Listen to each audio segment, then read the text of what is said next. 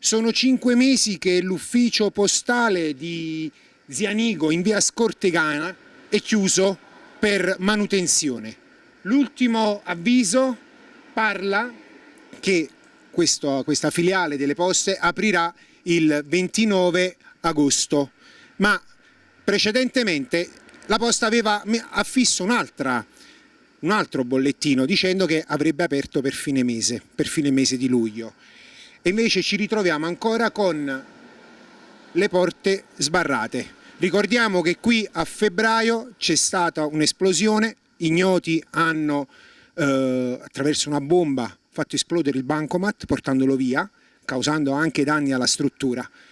E i cittadini protestano, si lamentano sia con il sindaco, quindi con l'amministrazione, perché ci dicono che da quel giorno non è cambiato praticamente nulla.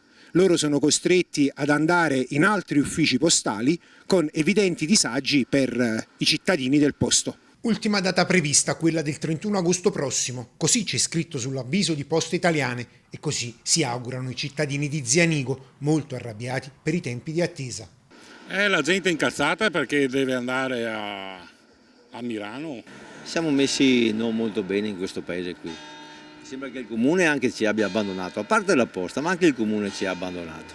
Teniamo conto che non abbiamo da anni neanche uno sportello bancomat, quindi anche come punto prelievi dobbiamo spostarci. Siamo presi un po' in giro perché in una frazione dove ci sono 5 consiglieri di maggioranza, di opposizione, compresa la sindaca nata in questo paese, non abbiano fatto assolutamente niente.